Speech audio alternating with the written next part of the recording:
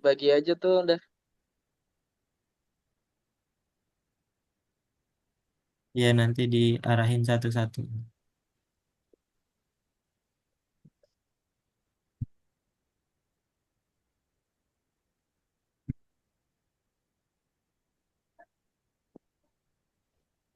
Bismillahirrahmanirrahim. Assalamualaikum warahmatullahi wabarakatuh.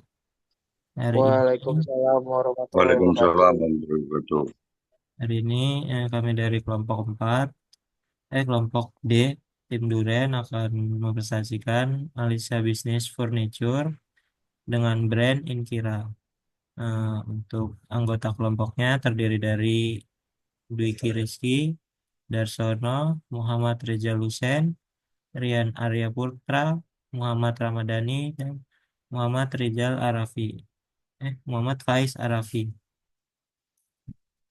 Untuk daftar isinya terdiri dari pendahuluan, bisnis model kanvas, prototype, marketing mix, analisa SWOT, sistem keuangan, sistem keuntungan, dan kesimpulan. Untuk yang pendahuluan pertama, akan saya dahului. Usaha furniture merupakan sektor industri yang akan terus berkembang seiring dengan meningkatnya permintaan akan perabotan rumah tangga, dan komersial yang tidak etis. Perusahaan yang bergerak di bidang ini bertujuan untuk menyediakan produk yang memenuhi kebutuhan konsumen akan kenyamanan, desain, dan kualitas.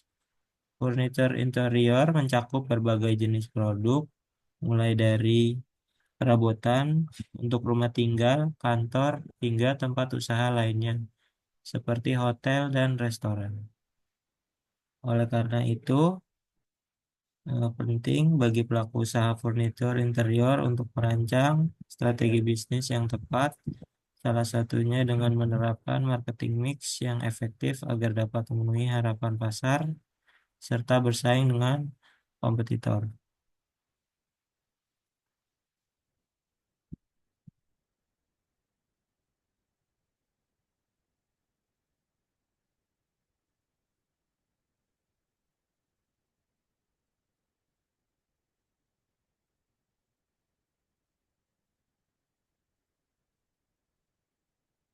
Untuk selanjutnya, bisnis model kanvas furniture akan diteruskan oleh Mas Dwiki.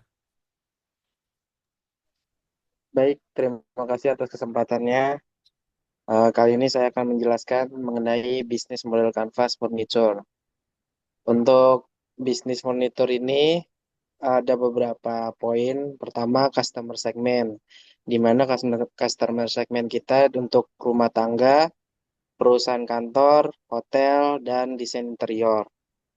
Contohnya berupa sofa, meja, lemari, rak, dan lain-lain. Kemudian value proportion. Value proportion itu eh, nilainya adalah desain yang inovatif dan fungsional, furnitur yang berkualitas tinggi dan tahan lama, produk dapat disesuaikan atau di custom, harga bersaing dengan kualitas yang terjamin, dan layanan setelah jual, termasuk garansi dan perbaikan. Kemudian untuk channelnya, kita strategikan di toko fisik, seperti di lokasi-lokasi strategis, kemudian di e-commerce, seperti Tokopedia, Shopee, dan lain-lain, media sosial di Instagram, Facebook, dan lain-lain, dan juga pameran-pameran yang menampilkan produk dari furnitur yang akan kita jual. Poin selanjutnya adalah revenue streams. Penjualan langsung furnitur, kemudian layanan desain custom, biaya pengiriman atau pemasangan furnitur, penjualan produk, bundling atau paket. Selanjutnya, key resource, eh, pabrik atau fasilitas produktif furniture, tenaga kerja terampil, bahan baku, brand dan reputasi perusahaan, kemudian yang terakhir sistem logistik dan pengiriman yang efisien. Untuk selanjutnya, customer relationship. Di sini kita melakukan personalia layanan atau konsultasi desain dan pemilihan furniture. Kemudian layanan pelanggan 24 kali 7 untuk pertanyaan atau masalah, dan purna jual seperti garansi atau perbaikan. Selanjutnya,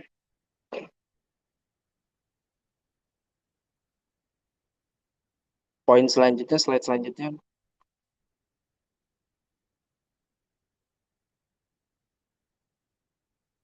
key activities. Key activities itu desain produk furniturnya baru, produksi dan manufaktur furnitur, pemasaran dan promosi melalui berbagai saluran.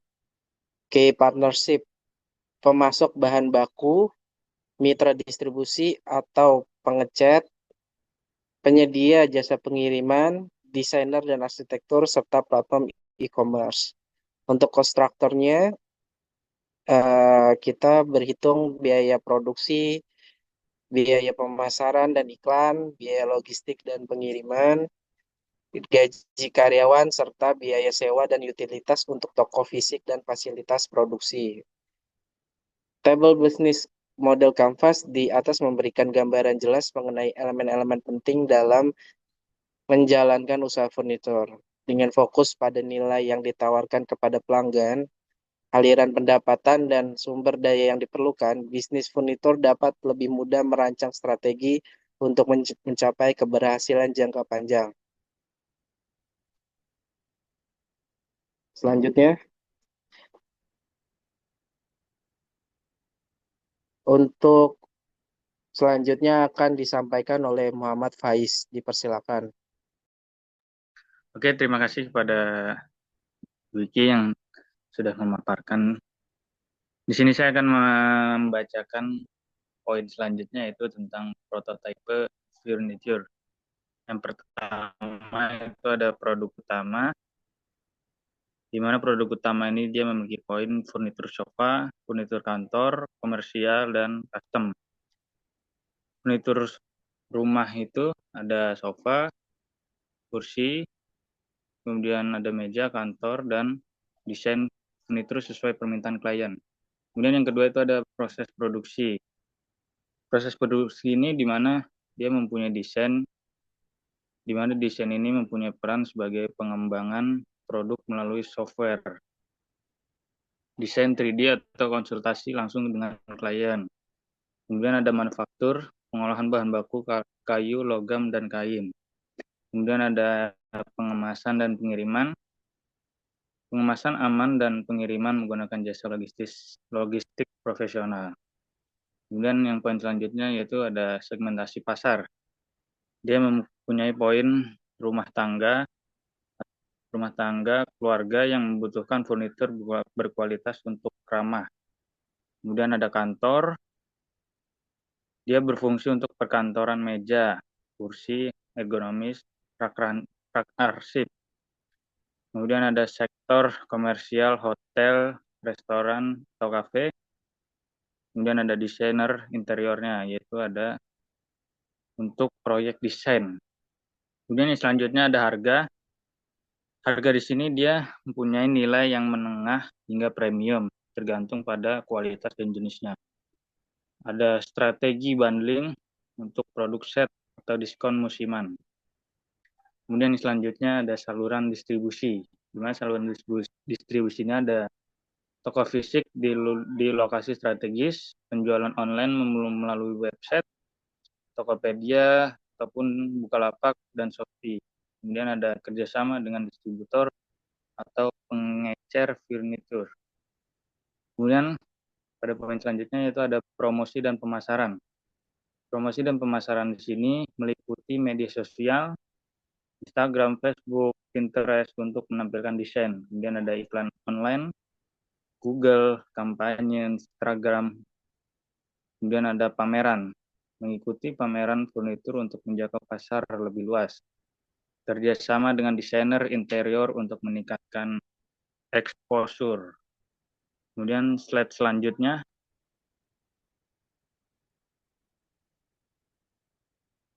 Slide selanjutnya.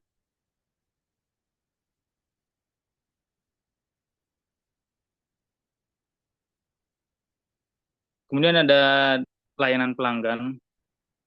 Layanan pelanggan ini meliputi konsultasi gratis untuk pemilihan furnitur dan desain interior, pengiriman dan pemasangan di rumah atau di kantor, layanan purna jurnal termasuk garansi produk.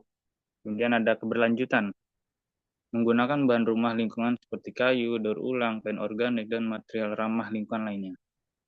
Kemudian ada proyeksi keuangan. Proyeksi keuangan ini berguna untuk penjualan per bulan atau per tahun berdasarkan tren pasar. Kemudian ada rencana pengeluaran. Dia meliputi biaya produksi, gaji, pemasaran, dan logistik. Dan ada perkiraan laba bersih dan ROI, Return on Investment. Tabel prototipe bisnis furnitur di atas menggambarkan elemen-elemen penting yang dapat membantu dalam membangun dan mengembangkan usaha furnitur, dari desain produk, proses produksi, hingga saluran distribusi.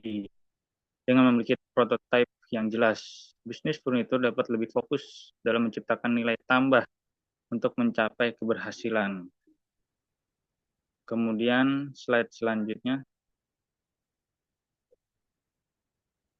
Slide selanjutnya mungkin bisa dibacakan dengan Mas Dani. Baik, untuk saat ini kita membahas tentang marketing mix.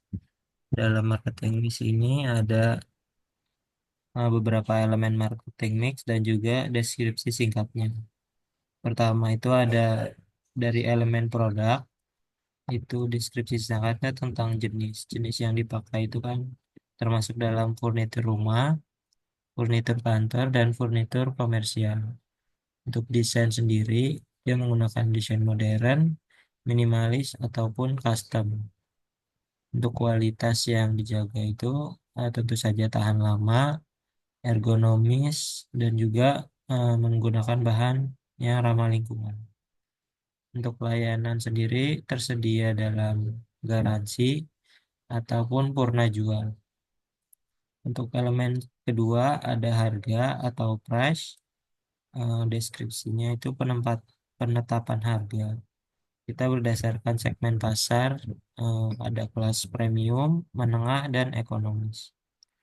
Terus yang kedua ada diskon. Diskon ini berupa promosi musiman dan bundling produk. Untuk poin 3, elemennya ada tempat atau flash.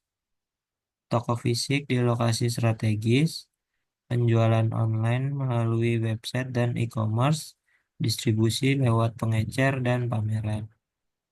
Nomor 4 ada promosi. Eh, Kita menggunakan iklan digital, Google Ads, media sosial, Meta, Facebook, WhatsApp, dan juga mungkin Twitter. Terus untuk diskon musiman dan paket bundling termasuk dalam promosi penjualan. Lalu ada juga testimoni pelanggan dan kerjasama dengan desain interior.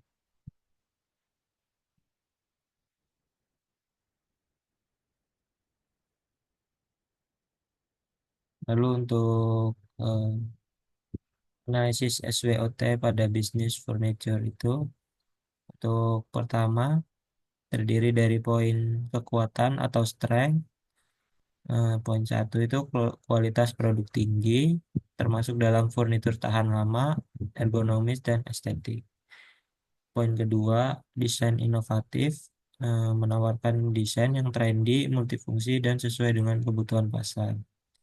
Tiga, purna jual yang baik atau layanan garansi dan perbaikan yang dapat meningkatkan loyalitas pelanggan. Keempat, ada brand yang terpercaya, merek yang sudah dikenal di pasar dengan reputasi positif. 5, ada proses produksi efisien dan pengguna teknologi terbaru dalam perbuatan furnitur. Yang kedua ada weakness, kelemahan. Yang pertama, harga relatif mahal. Beberapa produk memiliki harga tinggi yang mungkin membatasi segmen pasar. Poin kedua ada ketergantungan pada bahan baku, keterbatasan pasokan bahan baku atau fluktuasi harga bahan baku, misalnya kayu, dapat mempengaruhi biaya produksi. Ketiga, ada keterbatasan pemasaran offline, yaitu belum maksimal dalam menjangkau pasar di luar kota atau di pasar internasional. Keempat, ada keterbatasan varian produk. Nah, terkadang pilihan produk belum cukup beragam untuk memenuhi semua preferensi konsumen.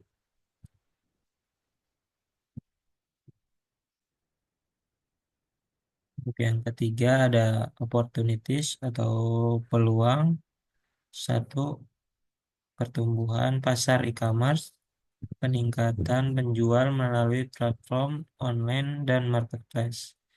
Kedua, peningkatan permintaan furnitur rumah ramah lingkungan, yaitu tren pasar yang berfokus pada keberlanjutan dan furnitur yang menggunakan bahan ramah lingkungan. Ketiga, ada ekspansi pasar, potensi untuk memperluas jangkauan ke pasar ke luar negeri atau pasar segmen menengah ke bawah. Keempat, ada proyek desain interior, kerjasama dengan desain interior atau perusahaan pengembangan properti untuk furnitur custom.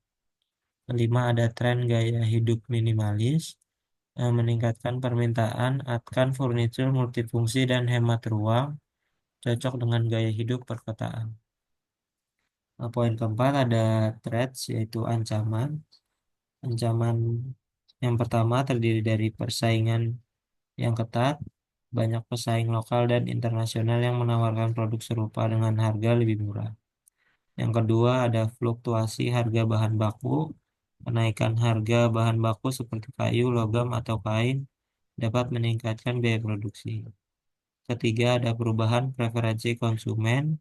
Perubahan tren desain dan preferensi pelanggan yang cepat dapat membuat produk yang ada menjadi usang. Keempat, ada masalah logistik dan pengiriman, yaitu tantangan dalam pengiriman dan distribusi produk yang besar dan mudah rusak yang bisa menambah biaya dan waktu pengiriman. Kelima, ada krisis ekonomi, penurunan daya beli masyarakat karena resesi atau krisis ekonomi yang dapat mempengaruhi penjualan furniture. Yang selanjutnya akan dibacakan oleh Mas Dwiki. Baik, untuk rencana modal usaha kita di bisnis furnitur ini, yang pertama modal tetap. Modal tetap itu berupa tanah dan bangunan, perlengkapan toko, showroom atau workshop, kendaraan operasional, yang dimana untuk pengiriman furnitur ke pelanggan. Untuk tanah bangunan nilainya 100 juta, perlengkapan toko 30 juta, kemudian untuk kendaraan operasional 60 juta, dengan total 190 juta. Untuk modal variabel, untuk produksi itu terdiri dari bahan baku sekitar 80 juta, upah tenaga kerja 50 juta, biaya pemasaran 20 juta, biaya operasional toko 60 juta. Dengan total modal variabel 210 juta. Dan modal lain-lain berupa biaya pengembangan website, pembuatan website e-commerce dan sistem pembayaran online untuk penjualan online, pengembangan brand dan desain, biaya untuk logo, desain kemasan produk dan identitas brand, dan juga biaya legalitas dan izin usaha. Totalnya sekitar 30 juta. Selanjutnya,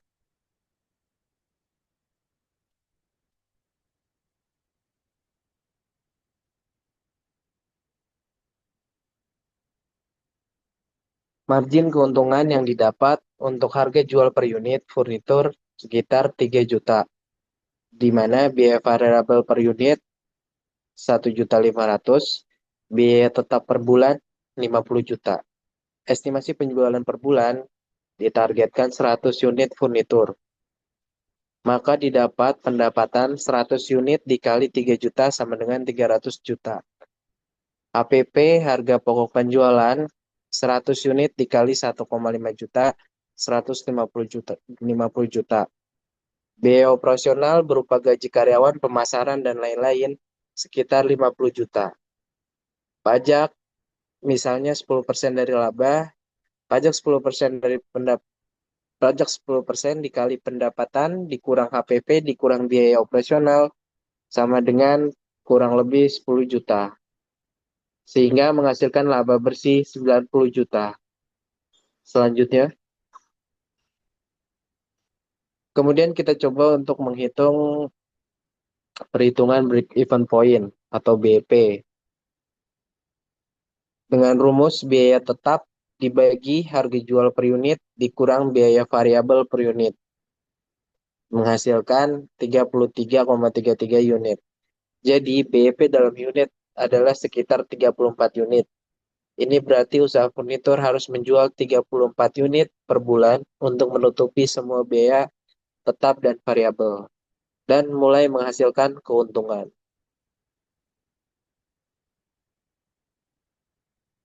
Kesimpulannya, laba bersih bulanan berdasarkan estimasi penjualan 100 unit per bulan diperoleh 90 juta.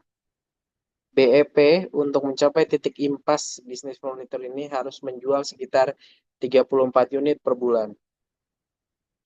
Perhitungan ini dapat bervariasi tergantung pada biaya yang sebenarnya dan volume penjualan yang tercapai. Namun memberikan gambaran tentang potensi keuntungan dan titik impas bisnis furnitur ini.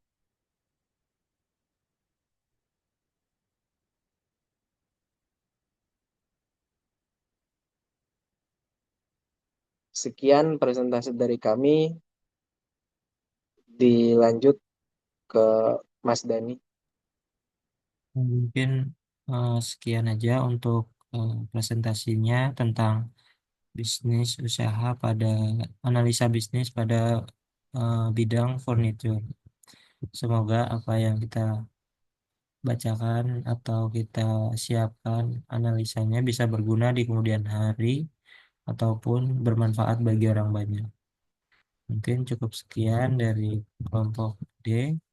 Eh, Mahasiswa apa mata kuliah kewirausahaan, dosen Pak Bagus Prabowo, mungkin dengan anggota kelompok D yaitu ada Mas Dwiki Rizky, Pak Darsono, Muhammad Faiz Arafi, Muhammad Rizan Hussein, dan juga Rian Arya Putra. Kami dari kelompok D yang mengucapkan terima kasih banyak. Semoga info ini bermanfaat bagi banyak orang. Mungkin cukup sekian. Assalamualaikum warahmatullahi wabarakatuh. Waalaikumsalam warahmatullahi wabarakatuh.